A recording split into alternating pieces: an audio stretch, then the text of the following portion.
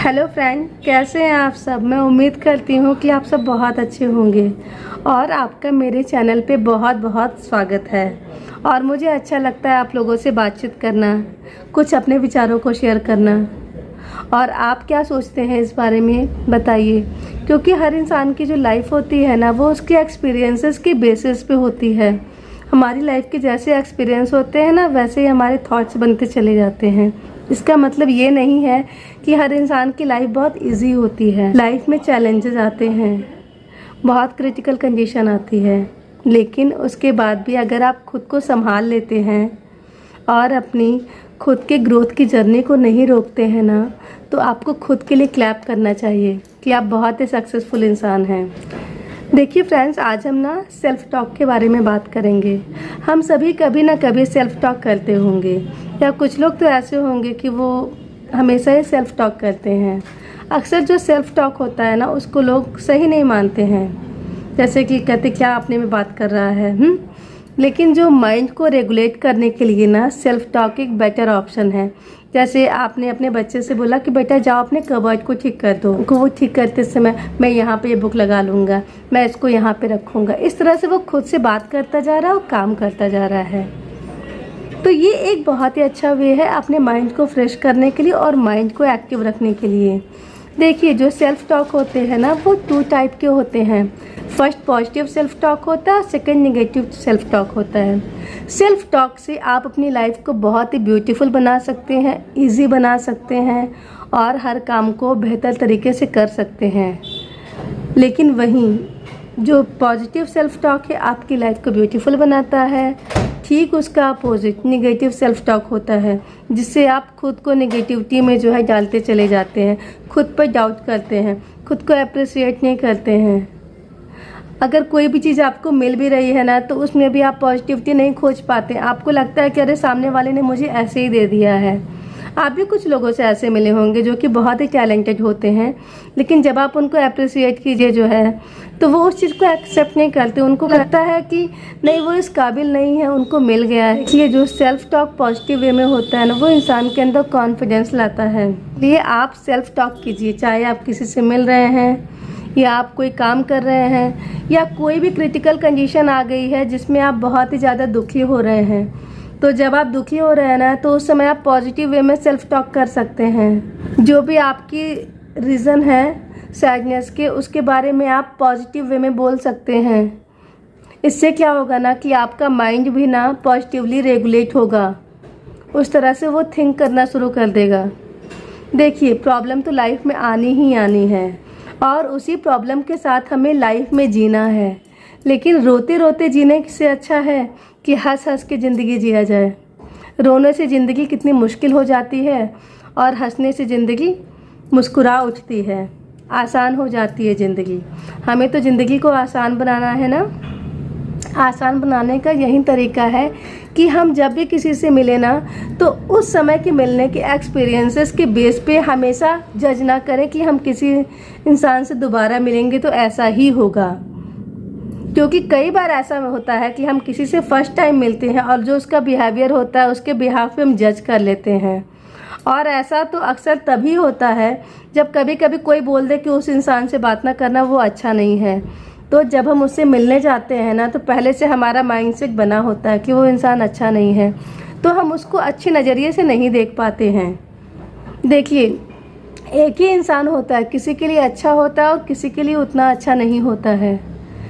इसलिए आप कभी दूसरे के नज़रिए से आप खुद अपना नज़रिया वैसा नहीं बनाइए। सामने वाले का नज़रिया अलग है, आपका नज़रिया अलग होना चाहिए। जब आप किसी से मिलिए तो अपने एक्सपीरियंस जो है ना, उनको एक बार फिर से किनारे कीजिए। क्योंकि सिर्फ एक बार किसी से मिलकर किसी इंसान को आप जज नहीं कर सकते हैं। लेकिन हाँ, ये ज़रूर है कि अगर आप किसी इंसान से मिलते हैं, पहली बार मिले, अच्छा एक्सपीरियंस नहीं रहा, तो दूसरी बार उसे आपको मौका देना चाहिए और मन में एक पॉजिटिव सेल्फ टॉक करना चाहिए। क्या पता कि आप उससे दोबारा मिलें तो आपका एक्सपीरियंस बहुत अच्छा हो, आपको लगे कि हाँ, ये तो बहुत अच्छा इंसान है, उस समय हमने इसे गलत समझा, अभी तो ये सही है। क्योंकि जैसे हमारा मूड होता है ना, वैसे हर इंसान का मूड होता है। कभी न कभी मूड में स्विंग आता है, कभी इंसान खुश होता है तो कभी इंसान दुखी होता है। कभी ऐसा भी होता है कि आप किसी को बहुत मानते हैं, सामने वाला इंसान भी आपको बहुत मानता है, लेकिन अगर मन में एक दूसरे की कॉन्फ्लिक्ट चल रहा है ना, या किसी की कोई बात थोड़ी सी बुरी लग गई, अब उस बात को अगर हमारा माइंड रिपीट कर रहा है ना हमारे साइड से, और सामने वाले के साइड से भी चल रहा है, तो दोनों के मन में अगर कॉन्फ्लिक्ट चल रहा है ना, तो जो रिलेशन है ना, अच्छा नहीं हो पाएगा।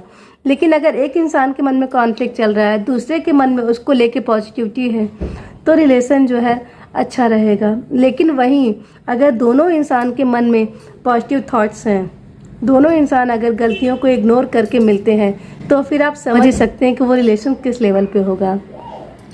इसलिए किसी से भी रिश्ता बनाते हैं ना, जो अपने पेरेंट्स भी होते हैं ना, वो भी सिर्फ लगता है कि आपकी गलतियों में आपका साथ देंगे, लेकिन जो गलत होता है ना, वो हर इंसान को बुरा लगता है, चाहे वो अपना हो चाहे वो पराया हो।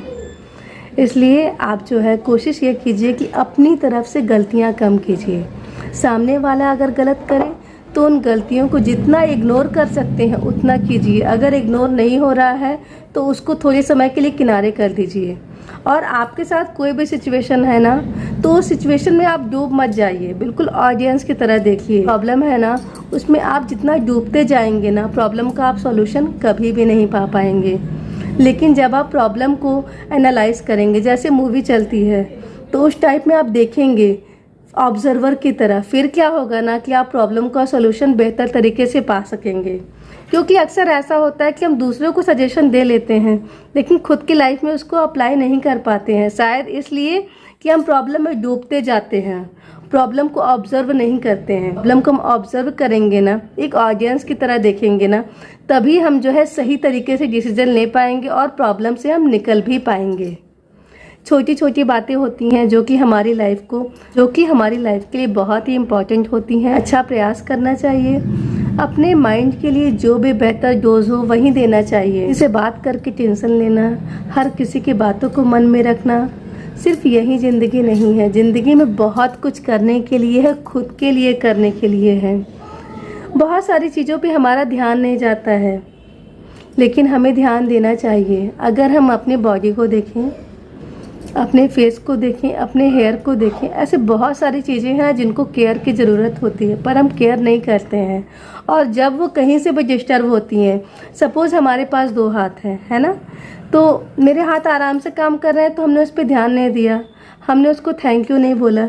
लेकिन वहीं हमारे हाथ में थोड़ा सा दर्द होने लगा तो हमें ध्यान आता है कि अच्छा मेरा ये हाथ है, यहाँ हमको दर्द हो रहा है।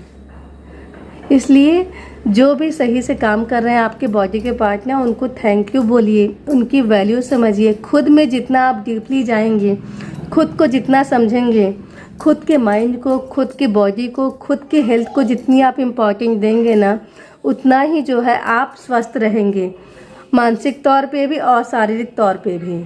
और एक स्वस्थ इंसान ही ना एक अपनी अच्छी ज़िंदगी जी सकता है। अगर आप वाकई में अपनी अच्छी ज़िंदगी जीना चाहते हैं ना, तो सेल्फ सेंटर्ड होइए।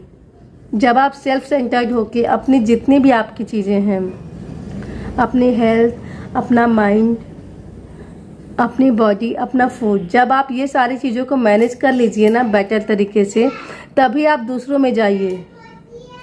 क्योंकि दूसरों के बारे में सोच के आप अपने इम्पॉर्टेंट काम को भी भूल जाते हैं। इसलिए आप अपना ध्यान दीजिए, अपने इम्पॉर्टेंट काम कीजिए जो आपकी बॉडी के लिए, आपके माइंड के लिए, आपकी हेल्थ के लिए बहुत ही इम्पॉर्टेंट है। Thank you friends. मैं उम्मीद करती हूँ कि मेरा वीडियो आपको अच्छा लगा होगा। अगर ज़रा सा भी मेरा वीडियो आपको अच्छा लगा हो ना, तो प्लीज़ इसे लाइक कीजिए, मेरे चैनल को सब्सक्राइब कीजिए, इसे अपनी फैमिली में, अपने फ्रेंड सर्कल में ज़रूर शेयर कीजिए। हो सकता है कि मेरा वीडियो किसी के काम आ जाए। Thank you friends, thanks for listening, thank you.